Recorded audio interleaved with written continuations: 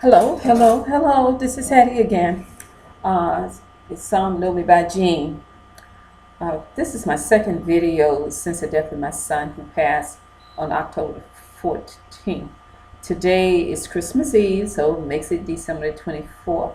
And of course, I'm going through memories of Christmas past with my son.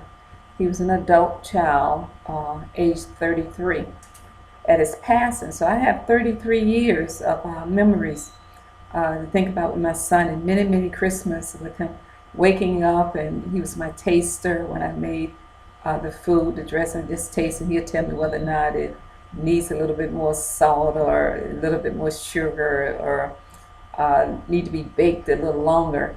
So I have to get somebody in his place now to be my taster for me. And what has really been good for me is gathering information about grief, gathering information about death, so that I get comfort from that. I don't know, you may go through that as well. I understand there are 5 stages of grief, and with the first one being disbelief, the second being anger, the third being bargaining, and then the fourth is depression. And then the last is acceptance, and they don't necessarily come in that order.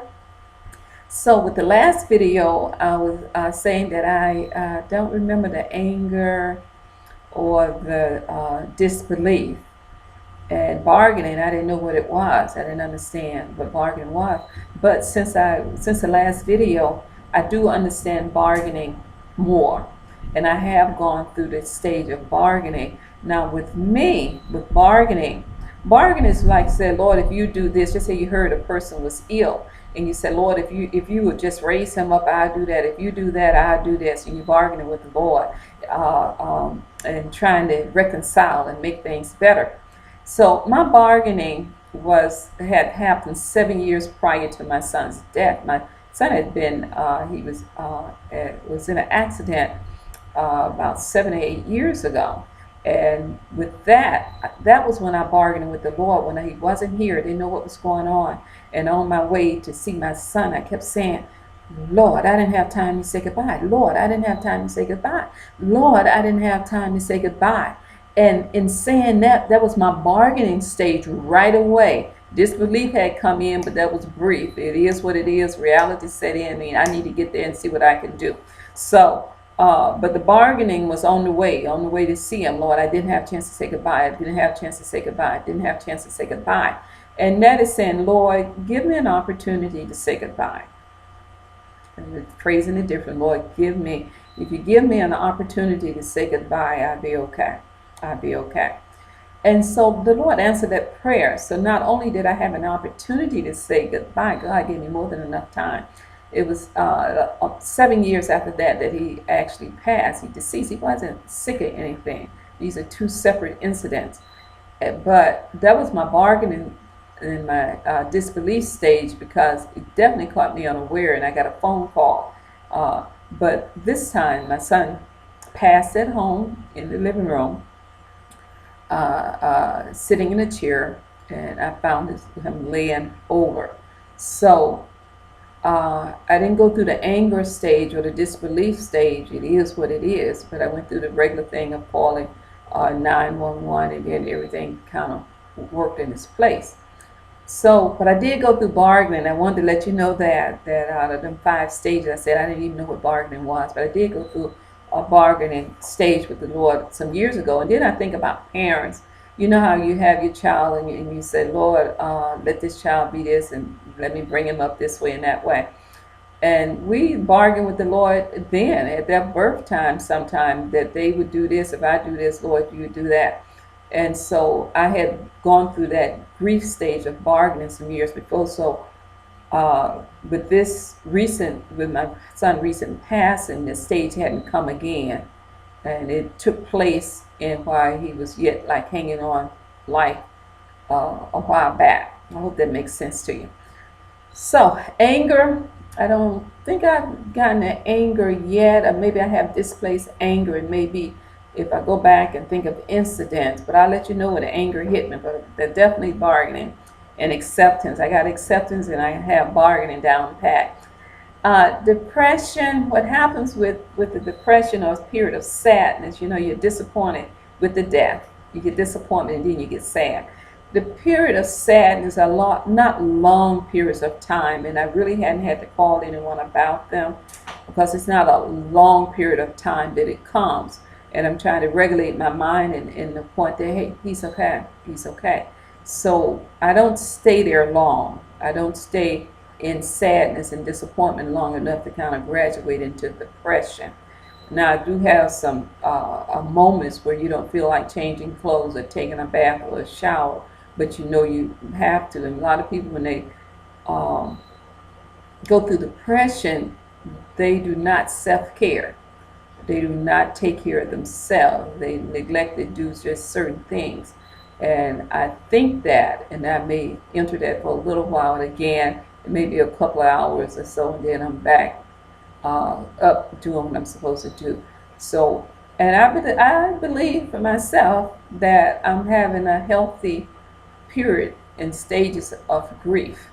So, and I do the video to encourage you because these videos have really helped me in the wee hours of the morning, and you're not talking to anyone. You're like, let me see what's on. Is there anything on the internet? There's everything on it. You can find on the internet how to do this, how to do that. And so I ran across some videos and some chat groups that were very helpful. Now, I said, let me share this information, how it impacted me, that it's for real. Grief is for real. It's normal. You're going to go through. And with a child, it's a little bit different because I lost my dad some years ago, my grandmother, who I love very dearly, about 3 years ago, and lost 3 brothers. And the grief was different with each one. And for some reason, this one hit, probably because it's my child, it hits a little different. But it makes me appreciative of the people that I know that have also lost and grieved the loss of a child, have survived the loss of a child. And some of them I didn't think about until I went through this. And I thought, she did lose her son, and he did lose her son. And I want to take the opportunity in my learning now to be of service to other people, that I'll be very mindful, especially when it comes to the loss of a child, and specifically a son, a grown son. And there's not a lot to say about surviving the loss of a grown son. There's a lot to say about the loss of a stillborn or loss of a child, but we're talking about a grown person that have been in your life for a number of years, and with me for 33 years. So, but I am offering my services. I want to encourage you, number one, to take care of yourself, mentally, physically, spiritually, psychologically. Take care of yourself. And one of the best ways to do that is eat properly and get proper rest and exercise. It's going to take rest and exercise and eating correctly so that you can take care of yourself. And if you put the right thing in your body, that you can think properly. There's a hormone in our body that we call it a happy hormone, which is serotonin. And that releases like a happy atmosphere, causes us to be happy. And when you're sad and disappointed and depressed, especially for a long period of time, it blocks the serotonin from working in your body. And that causes the body to kind of go down. So you want to keep your body healthy, eat the right things. There are some foods that help release that. Exercising will help release that serotonin. So we want to take care of yourself so you can be the best you can be and represent that person that has deceased. And so you can keep that memory alive. I keep it alive. I'm gathering pictures and videos, and my son used to speak, and he was members of different organizations. And I keep it alive, just trying to stay in touch and see what they are doing and try to pick up some of the causes. He was adamant about getting out to vote, and I want to get involved with that. And he's involved with several organizations for the rights of people, individuals. So I want to see how that work on that as well. Then I have other children that I need to be able to be there for them. So I do need to eat properly. I need to exercise and get the proper rest myself. So this is therapy for me. So I hope it works for you. Yes, people around you may not understand. They may not even have the words, but don't criticize people for what they say. They are trying their best to comfort you. You may have to walk off sometime. Uh, but my thing is that what people say to you, I say it a lot of times before they do, that I know he's in a better place and I know he's okay and I'm okay with that. And I appreciate, I have a beautiful, I can't name names of all the wonderful people at my church, my family, my friends are right there. And like I said, it's Christmas Eve, another wonderful day God has made. I'm looking forward to what's going to happen. This is therapy, so you're my therapy group. I wouldn't be here if I wasn't feeling some sort of way today. It's raining and kind of dreary out there. In fact, the yards are flooding, and I need to get a couple more gifts. But my son loves this time of year, so we want to keep a joyful atmosphere for him and enjoy that. Grief can be good. It can be a stepping stone to creativity and a thing to encourage others as we set forth to try some new adventures. Try some things different, because I definitely have a new normal now, and there is a board here, and I replace it with something new. So, Merry Christmas to you, and truly, the holiday season is a difficult time. I went through Thanksgiving, so it was great. And here Christmas is, and then you got the New Year's holiday. And after New Year's, my son's birthday is January the 18th. Mine is the 16th, so his birthday will be coming soon too. So everything is like death, Thanksgiving, Christmas, birthday. And then still with the other family, my children that are grieving the loss of a sibling as well. So we can bring it together and be strength for one another. So trust the grieving process. Don't try to get out of it too soon. And just know that you are grieving and you have a right to.